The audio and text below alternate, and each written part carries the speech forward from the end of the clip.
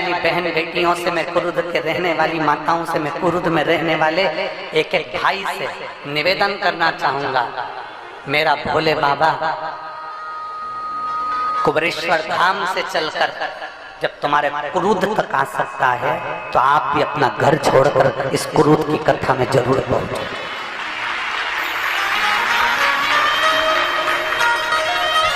अपना दरवाजा छोड़कर उसकी कथा तक जरूर पहुंचो, जिससे एक ना एक दिन जब तुम मेरे बाबा को दिल से पुकारो तो मेरा बाबा तुम्हारी चौखट पर खड़ा मिल जाए, तुम्हारे दरवाजे पर आया। आप पहुंचो, उससे विनय करो, निवेदन करो। कोई कहेगा गर्मी पड़ रही है, कोई कहेगा ये बहुत दूर है, कोई कहेगा पैदल चलना पड़ेगा, कोई कुछ भी कहे। और याद रखना, जितने कदम पैदल चलकर शिव महापुराण की कथा तक पहुंचते हो ना, उतने अश्वमेध यज्ञ अपनी जिंदगी के कर लेते हो। साधारण नहीं है शंकर की चौखट तक जाना। शिव की चौखट तक जाना साधारण नहीं है, शंकर के दरवाजे तक पहुंचना साधारण है। देवराज पहुंचा के सम्मुख, देवराज पहुंचा भगवान शंकर के साक्षी है। देवराज पहुंचा भगवान शंकर के चोरी का धन लेकर, किसी भी भाव में पुकार लो, पुकारो शिव, पुकारो।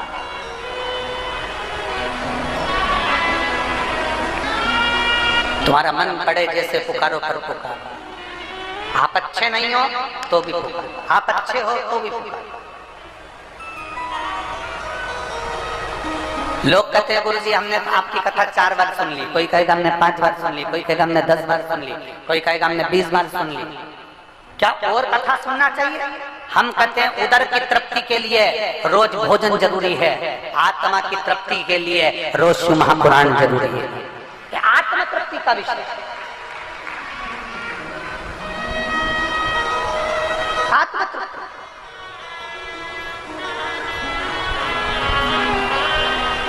शिव कथा कर, भगवान शंकर का चरित्र कर, शिव महापुराण की कथा कर, गौरी शंकर भगवान शंकर का पावन चरित्र वर्णन कर रहा है।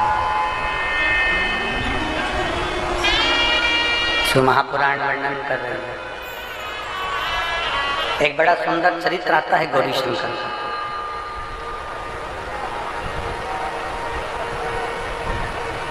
शिव जी का एक नाम हुआ है मुक्तेश्वर। क्या नाम हुआ है? जम के बोलो जरा। मुक्तेश्वर। शिव जी का एक नाम है मुक्तेश्वर।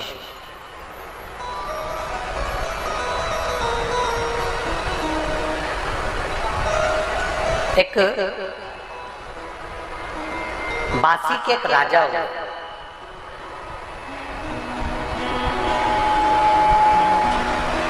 जो अपनी धर्म पत्नी के साथ में शंकर के शिवलिंग की आराधना करते थे। और वो शिवलिंग काय का बनाते थे? भस्म।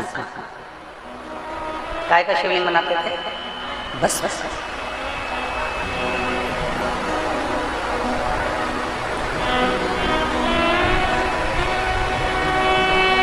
कई लोग कहते हैं गुरुजी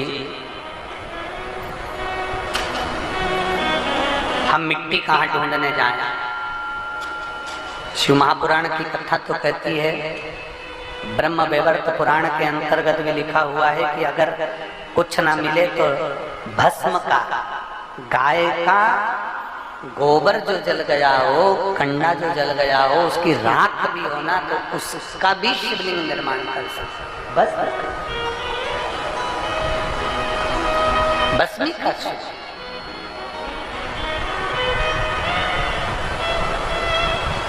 बासी का राजा भस्म के शिवलिंग का निर्माण करता, अपनी धर्म पत्नी के साथ में विराजमान होता और भगवान शंकर की आराधना में डूबा रहता, भगवान शिव का स्तवन करता, भगवान शंकर का गुणगान करता और भस्म के शिवलिंग की पूजन किया करता। दोनों पति पत्नी का नियम था भगवान शंकर की आराधना।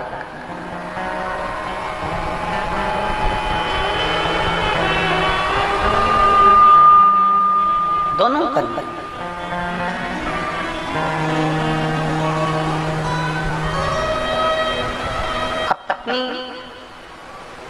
केवल शिव की आराधना नहीं करती थी, गौरी शंकर की आराधना करती। हमने कई माताओं को देखा है, शायद आप लोगों ने देखा कि नहीं देखा, हमें नहीं।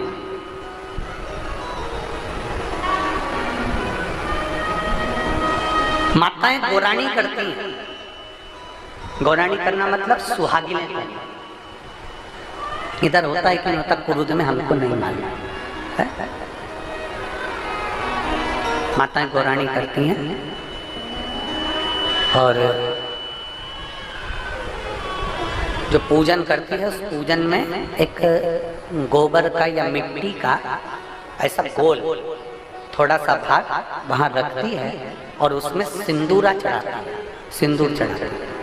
अब यहाँ कुरुद वाले करते हैं कि नहीं करते हमको उसका स्मरण नहीं है, पर जब सुहागिनें करी जाती हैं, गौराणी करी जाती है, तो गोबर का या मिट्टी का गोल बनाया जाता है, उसके ऊपर उसमें सिंदूर चढ़ाया जाता है, फिर माता उसमें से सिंदूर अपनी मांग में लेती है। गौरांग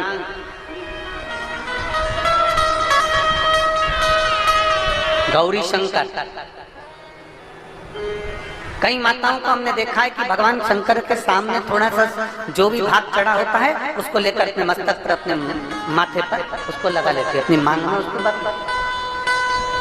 अब जो बासी का जो राजा था, बासी का जो राजा है, उसकी जो धर्म पत्नी है वो शिव जी की शिवलिंग का निर्माण करती है। उसके सामने अगर उसको मिल जाता है माटी का ढेला तो उस पे सिंदूर चढ़ा देती है, गोबर मिल जाता है तो उस पे सिंदूर चढ़ा देती है, या कोई पत्ता मिल जाता है वृक्ष का उस पर रखकर उस पे सिंदूर चढ़ा देती है। उसका राजा की धर्म पत्नी का नहीं।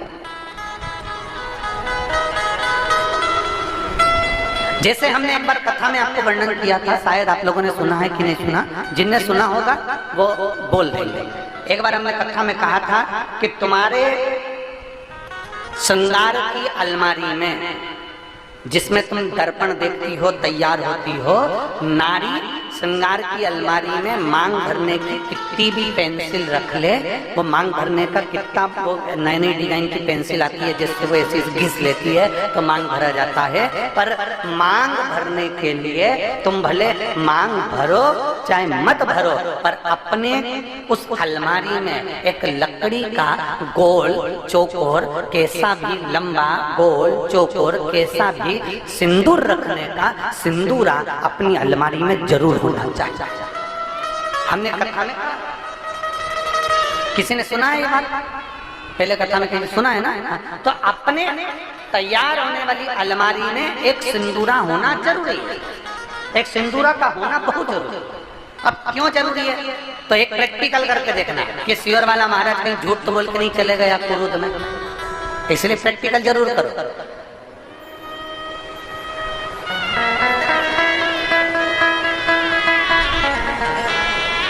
जहां पति पत्नी में आपस में झगड़ा हो रहा हो, बहुत क्लेश रहता हो, बहुत ज्यादा, दोनों एक दूसरे का मुंह देखना पसंद ना आए, दोनों एक दूसरे के सामने ना आए, इतना क्रोध जिस पति पत्नी के आपस में रहता हो, अगर पत्नी एक सिंदूरा अगर शंकर जी के मंदिर से पार्वती जी को टच कर कर, पार्वती जी का स्पर्श कराकर सिंदूर उसमें भरकर उस सिंदूरे को अगर अपनी अलमारी में रख लेती है जहाँ तैयार होती है, उस अलमारी में रख ले, और भले वो मांग में लगा रही कि ना लगा रही, थोड़ा बहुत भी लगाया तो ठीक है, ना लगाए तो अलमारी में अगर रख भी ले, 20-22 दिन के अंदर हमको पत्र लिखकर बताना कि उसकी लड़ाई झगड़ा कम हुआ कि नहीं हुआ, उसका आपस में मेल बढ़ा कि नहीं। उस सिंदूरे का इतना महत्व, उस सिंदूरे का इतना महत्व है कि वो सिंदूरा प्रेम को आकर्षित करता है। गौरी शंकर शिव महापुराण की कथा चल रही है, जरा ध्यान दीजिए। गौरी शंकर शिव पुराण का आप लोगों का स्मरण है।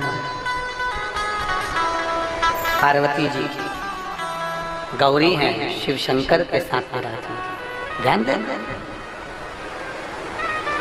कहते हैं जब मेरे देव अधिदेव महादेव और माता पार्वती दोनों प्रसन्न चित्त में होते हैं, दोनों प्रसन्न में होते हैं, तब कहते हैं जैसे गंगा शंकर की जटा से बहती है, मेरे शंकर पार्वती जब जनमानस पर कृपा करते हैं और कोई शिव की भक्ति में डूबा होता है तो शंकर और पार्वती भी अमृत की वर्षा करते ही हैं, अमृत की वर्षा करते। शिव भक्ति में आप डूबे, शंकर की भक्ति में आप डूबे, शंकर की आराधना में आप डूबे, शिव की भक्ति में आप डूबे, शंकर की गुणगान में आप डूबे हैं, तो शंकर पार्वती कृपा करेंगे ही, गौरी शंकर कृपा करेंगे ही।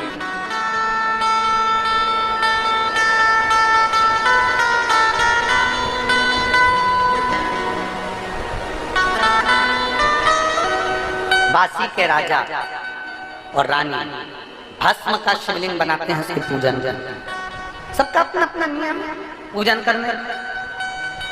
गौरानी भरती है, मांग में सिंदूरा लेते हैं, उसका प्रतिदिन का नियम था, मांग में सिंदूरा लेने का प्रतिदिन का नियम। एक बार बासी के राजा वन में भ्रमण करने के लिए और मृगा करने के लिए बासी के जब राजा गए और मृगा करने के लिए जैसे ही गए, उनको शेरों ने, जंगल के राजा शेर ने उसको घेर लिया। चारों तरफ से शेर ने उसको खाने के लिए आक्रमण किया।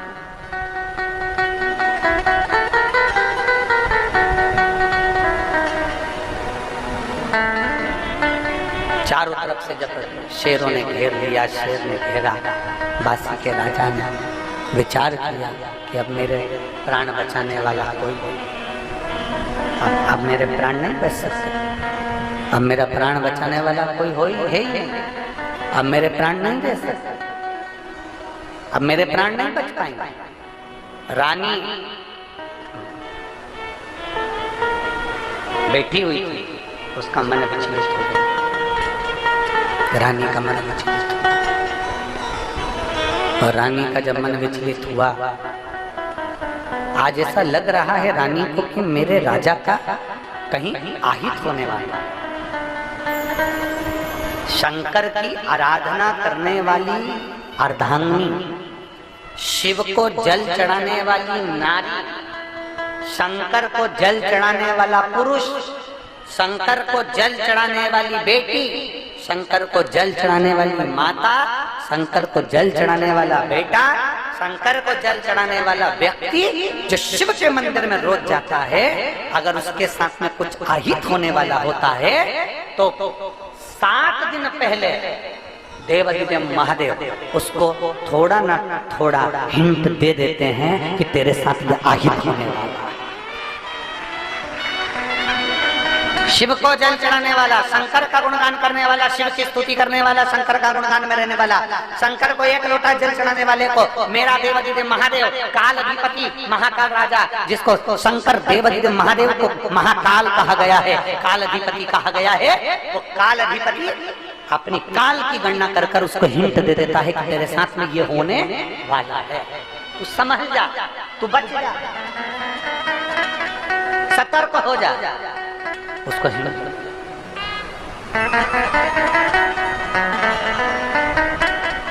कोई जैसे बासी का राजा जंगल में जैसे ही फंसा, बासी का राजा जैसे जंगल में फंसा, चारों तरफ से शेरों ने जैसे घेर लिया, तो उसकी धर्म पत्नी को मन में बेचैनी हुई। अब मन में बेचैनी हुई तो धर्म पत्नी ने सोचा, मुझे ऐसा क्यों लग रहा है कि मेरा पति कहीं उलझा हुआ, मुझे क्यों ऐसा महसूस हो रहा है कि मेरा पति कहीं फंस गया, मुझे क्यों ऐसा लग रहा है कि मेरा पति कहीं उलझा है, परंतु करूं क्या। बासी के राजा की धर्म पत्नी ने विचार करा, मैं कर क्या सकती हूँ, क्योंकि मेरा जो धर्म है मेरा रजस्वला, और रजो धर्म नारी शंकर के मंदिर में जल चढ़ाने नहीं जाती, रजस्वला नारी भगवान शिव के मंदिर में पूजन करने नहीं जाती। अब मैं रजस्वला नारी, मैं भगवान शंकर के करीब में कैसे जाऊं, मैं शंकर की आराधना कैसे करूं, मेरे पति का क्या होगा, क्या करा जाए, कैसे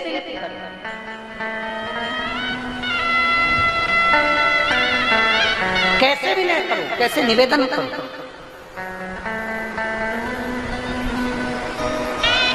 और बासी के राजा की रानी जो मट्टी का ढेला था, जो गोबर का ढेला था, जिसपे सिंदूर डालकर सिर में लगाती थी, उस गौरी के पास में पहुंच गई। उसको हमारे यहाँ गौरी कहा गया, उसको हमारे यहाँ पार्वती कहा गया। सिंदूरा जो होता है, लकड़ी का जो सिंदूरा होता है, जिसमें सिंदूर भरा होता है, जो मांग में दिया जाता है, उस सिंदूरे को हमारे यहाँ पार्वती की गणना करी गई है। उस सिंदूरे को हमारे यहाँ गौरी कहा गया, उस सिंदूरे को हमारे यहाँ पार्वती की गणना, उस सिंदूरे को सती कहा गया, उस सिंदूरे को पार्वती का स्वरूप कहा गया, उस सिंदूरे को गौरा कहा गया, उस सिंदूरे को गौरी कहा गया। कहते हैं 64 योगनियों में जो बल होता है, 64 योगनियों में जो बल होता है, वो बल लकड़ी के सिंदूरे में, जिसमें सिंदूर रखा होता है, उस सिंदूरे में 64 योगनियों के बल के बराबर बल होता है। कितना बल है आप जरा विचार करिएगा मेरी कुरुत की माताओं, और जितनी आस्था चैनल पर कथा सुन रही है मेरी जीजियों, जरा विचार करना। एक सिंदूरे में सिंदूर है तो उसमें 64 योगनियों का बल है। अगर उस सिंदूरे के सिंदूर को विवाहिता नारी अपने मांग में भरकर निकल जाए तो किसी के माई के लाल में दम नहीं कि तुम्हारे ऊपर आंख उठाकर देखे।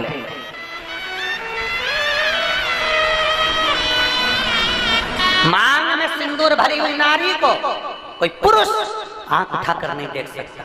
वो तो तुम्हारे गले का मंगलसूत्र नहीं दिखता, तुम्हारी मांग का सिंदूर नहीं दिखता, तुम्हारे पांव की बिछुड़ी नहीं दिखती, तुम्हारे हाथ की चूड़ी नहीं दिखती, तो कोई पुरुष तुम्हें भी गलत समझ लेता है। और जिस नारी के मस्तक पर सिंदूरा चढ़ा होता है, जिस नारी के मांग में सिंदूर भरा होता है, उस नारी को कोई साधारण पुरुष आंख उठाकर देख ले, उसमें दम चाहिए, क्योंकि 64 योगनियों का बल उसकी मांग में भरा हुआ।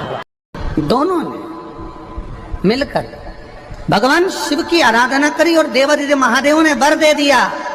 सुनो शमी और सुनो मंदार, यदि कोई भूल से भी आपकी पत्ती, आपका पुष्प मुझे समर्पित कर देगा, सुनो मंदार, सुनो शमी, अगर कोई भूल से भी आपकी पत्ती, आपका पुष्प मुझे समर्पित कर देगा, उसे हजारों अश्वमेध यज्ञ के स्नान का जो पुण्य होता है वो एक क्षण में प्राप्त होगा। हजारों अश्वमेध यज्ञ का पुण्य, हजारों अश्वमेध यज्ञ का पुण्य एक क्षण में प्राप्त हो। ये मंदार, ये शमी, हजारों अश्वमेध यज्ञ का पुण्य एक साथ। शमी की पत्ती देखिए आप लोगों ने, जम के तो बोले जरा, देखिए मंदार पुष्प भी देखा हुआ है। अब शमी की जो पत्ती होती है, उस शमी की पत्ती को भगवान देवादिदेव महादेव पर चढ़ाने का, शमी की पत्ती जो होती है, उस शमी की पत्ती को चढ़ाने का एक नियम भी होता है। थोड़ा सावधानी से सुनना इस नियम को, जो आपके जीवन को सार्थक बना सकता है। शमी की पत्ती को चढ़ाने का एक नियम है, बड़ा सुंदर नियम, आपके जीवन में उतारने लगा। महाराज, जब सारा श्रृंगार मेरे देवादिदेव महादेव का हो जाए, बहुत ध्यान से सुनना, ये प्रसंग आया नहीं पहले, आज अगर कुबेरेश्वर बाबा की पावन धरा पर यह प्रसंग निकला है तो उसको ध्यान से सुनिए। पत्ती, शमी की जो पत्ती होती है, उस शमी की पत्ती को कब, कैसे और कहाँ चढ़ाना चाहिए, और शमी की पत्ती का फल क्या होता है, वो भी अभी हम समझ लें उसको। शमी की पत्ती, संपूर्ण स्नान भगवान का हो जाए, संपूर्ण स्नान। आप समझें उसको, जैसे ये शिवलिंग है, जलाधारी, जल निकल कर जाने का स्थान, गणेश, कार्तिकेय, अशोक सुंदरी, जलाधारी मतलब माता पार्वती जी का हस्त कमल, शिवलिंग, शिव का स्वरूप, ऊपर जो जलाधारी लगी है उसमें से एक एक बूंद जो पानी नीचे गिर रहा है, जो पानी नीचे गिर रहा है, शिव जी की बेटियां जया, विषहरा, शामली बारी, दौतली, देव, शिव जी की पुत्री बेटी। जब देवादिदेव महादेव को शमी का पत्ता चढ़ाया जाता है, कब चढ़ाते हैं, जब आपने संपूर्ण जलाधारी को हाथ से साफ कर दिया हो, शिवलिंग पर जल चढ़ा दिया हो, शिवलिंग का पूरा श्रृंगार आपने कर दिया, संपूर्ण श्रृंगार मेरे देवादिदेव महादेव का हो गया, संपूर्ण श्रृंगार।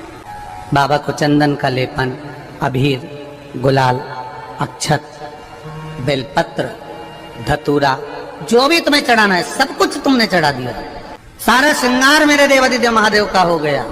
तब शमी की पत्ती को माँ जगतजननी की जो जलाधारी है उस पर मात्र स्पर्श कराकर शिव के शिवलिंग पर आखिरी में समर्पित कर देना चाहिए, जिससे हमारी मन की जो कामना है वह माँ जगतजननी देवाधिदेव महादेव से उनके कानों में श्रवण कर। शमी पत्र का एक बात और स्मरण में रहे, शमी पत्र की बहुत एक बात और अपने स्मरण में लीजिएगा। शमी पत्र की जैसे शिवलिंग, जलाधारी और स्थान,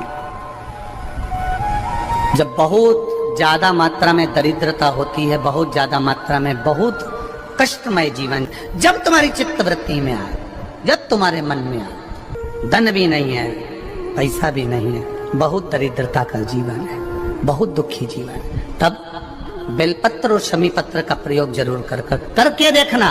प्रैक्टिकल करने में कुछ नहीं जाता, प्रैक्टिकल करने में क्या जाता है, करके देखना। उस समय पर जैसे वो कहते ना कि कोई कहने वाला कह दे कि महाराज जी, वो एक महाराज प्रवचन दे रहे थे और प्रवचन में देते देते देते देते किसी ने, महाराज जी प्रवचन दे रहे थे कि मदिरा का पान नहीं करना चाहिए, नहीं पीना चाहिए, गलत है, नाली में पड़ा होता है, व्यसन में पड़ा होता है, ऐसा पान ना करो। एक महाराज का पेचेन वाला खड़ा हो गया, उसने खड़े होकर कह दिया, ओ महाराज तुम इतनी बड़ी बड़ी बात कर रहे हो, तुम्हारा सगा भाई तो पी के नाली में पड़ा, गटर में पड़ा। महाराज जी को क्रोध नहीं आया, समझ थी। महाराज जी ने कहा, भैया देख, मैं भी प्रवचन दे रहा हूँ, मेरा भाई भी प्रवचन दे रहा है, मैं मुंह से समझा रहा हूँ कि पीकर लोग नाली में गिरते हैं, गटर में गिरते हैं, मेरा भाई प्रैक्टिकल करके दिखा रहा है कि मत पिया।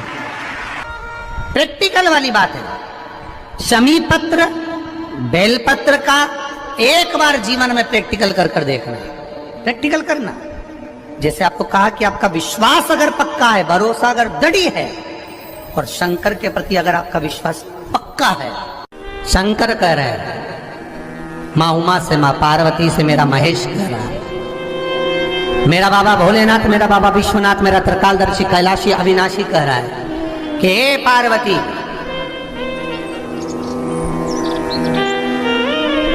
एक बीला, एक बेल जो मुझे समर्पित करता है, और समर्पित करने के बाद उस बेल की महत्वता देखिए, जो बैसाख महीने में बाबा शंकर को जो चढ़ाया जाता है, और 1000 अश्वमेध यज्ञ का पुण्य फल हम प्राप्त कर लेते मात्र एक फल चढ़ाकर, मात्र एक फल चढ़ाकर।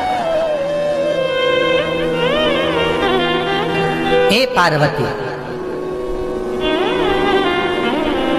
संसार का मनुष्य जब मुझे वो बेलपत्र समर्पित कर, वो बेल का फल समर्पित करता है, पार्वती वो फल जो मुझे चढ़ता है, फिर मैं भले नर्मदा के जल से निकला हुआ कंकर शंकर क्यों ना हूं, फिर चाहे मैं गंगा के जल से निकला हुआ कंकर शंकर क्यों ना हूं, चाहे फिर मैं यमुना के जल से निकला हुआ कंकर शंकर क्यों ना हूं, चाहे मैं सरयू के जल से निकला हुआ कंकर शंकर क्यों ना हूं, चाहे मंदाकिनी के जल से निकला हुआ कंकर शंकर क्यों ना हूं, ए पार्वती, फिर जो भी शिवलिंग पर वो बेल समर्पित होता है, वो बेल उठाकर जीव अपने कार्य में ले सकता है। ये माँ उमा से कह रहा है। तो उस बेल की महत्वता जानेंगे।